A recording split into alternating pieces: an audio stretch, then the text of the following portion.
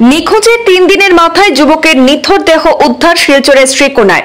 উদ্ধার হওয়া মৃতদেহ 32 বছরের টিঙ্কু দাসের বলে জানা গেছে। গত 17 মার্চ সোমবার রাতে হাসপাতালে থাকা আত্মীয়কে খাবার দিতে বেরিয়ে আর ঘরে ফিরে আসেনি। ঘটনার 3 দিনের মাথায় শ্রীকোনায় বরাক নদীতে টিঙ্কু দাসের মরদেহ উদ্ধারের ঘটনায় এলাকা জুড়ে তীব্র চাঞ্চল্যের সৃষ্টি হয়েছে।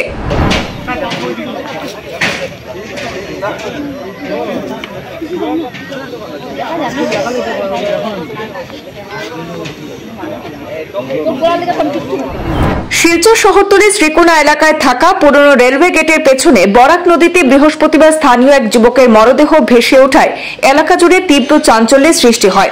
স্থানীয়রা নদীতে যুবকের মরদেহ প্রত্যক্ষ করে থানায় খবর দিলে পুলিশ ঘটনাস্থলে পৌঁছে ম্যাজিস্ট্রেটের উপস্থিতিতে যুবকের মরদেহ উদ্ধার করে ময়না তদন্তের জন্য শিলচর মেডিকেল হাসপাতালে পাঠিয়ে দিয়েছে।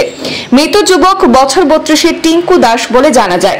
সে শ্রীকোনা টিলাগ্রাম এলাকার বাসিন্দা। ঘটনা নিয়ে পরিবারের তরফে রাখি দেব সংবাদ মাধ্যমকে জানিয়েছেন, গত 17 মার্চ অর্থাৎ সোমবার রাত থেকে টিঙ্কু দাস নিখোঁজ ছিল। সোমবার রাতে টিঙ্কু দাস স্থানীয় হাসপাতালে থাকা তার জ্যেষ্ঠ শালিকাকে খাবার দিয়ে আর ঘরে ফিরে আসেনি। এ নিয়ে পরিবারের তরফে তাকে অনেক খোঁজাখুঁজির পর তার সন্ধান পাওয়া যায়নি বলে পরিবারের সদস্যরা থানায় নিখোঁজ সংক্রান্ত ডায়েরিও করেছিলেন এবং টিঙ্কুর নিখোঁজ হওয়ার 72 ঘন্টা পর বৃহস্পতিবার বরাক নদীতে তার মরদেহ ভেসে উঠতে দেখেন স্থানীয়রা। এদিকে পুলিশ যুবকের মরদেহ উদ্ধার করে ঘটনার তদন্ত শুরু করেছে বলে জানা গেছে। কোন জায়গার বাসা? তার বাসা হইল কি রামনগর টিলাগ্রাম। আচ্ছা, তার বাসা। তারপরে তো আমারে বারে ফোন করেন, আমি আবার লাগে আমি কইছি আমি অফিস থেকে বেরিয়া তোরা খুঁজা আমি আইম। ইন মিন টাইম আমার হাজবেন্ডের কাছে ফোন করছে যে আমরা একটু থানার যাইমু, গিয়ে আমরা একটা মিসিং দিতে লাগবো। তো আমার হাজবেন্ডও কইছে একটু খুঁজাইলা দেখিলা, যদি ফাইল আসতে তো ফাইল দিবে, কোনো মদন নেশা থাকতেও পারে। এরপরে আমি বিকালে অফিস থেকে বেরিয়ে আইয়া আমি তখন তার বাসা পাইছি আমার হাজবেন্ডকে লইয়া। আওয়ার পরে তার কাছ থেকে ডিটেলস জানছি যে সোমবার 17 তারিখ রাত্রে 10:30টার সময় শ্রীকোনা হসপিটালে তার জ্যেষ্ঠশালী এডমিশন আসলা। তখন জ্যেষ্ঠশালীর ভাত লইয়া সঙ্গে জ্যেষ্ঠশালীর হাজবেন্ডও আসলা, তার ভাইরা লইয়া যাওয়া হয়েছে। ওই যে ভাত লইয়া গেছে, ভাত লইয়া যাওয়ার পরে আর ঘুরিয়ে আইছে না।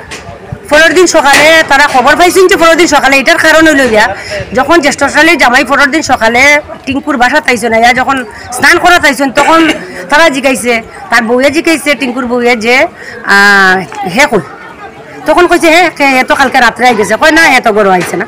তখন ওই তারা জানে আর কি ওই বিষয়টা। ও তারপরে গিয়ে আমরা কাল পরশু পরের দিন আমরা খুব বুঝলাম, শ্রীকোনা তো হসপিটালও আইলাম, কালকে গিয়া থানাত গিয়া এটা একটা এজাহার দেওয়া হয়েছে। আর আজকে তো তারা সকালবেলা আমি ঘুমাই আসলাম, আমার পিনকে ফোন করিয়া কইছে যে দিদি এই টিঙ্কুরে তো পাওয়া গেছে। আমি জিজ্ঞাসি কয় পুরানা ITI পিছনে রেলের ব্রিজের নিচে জলের মধ্যে পাইছি।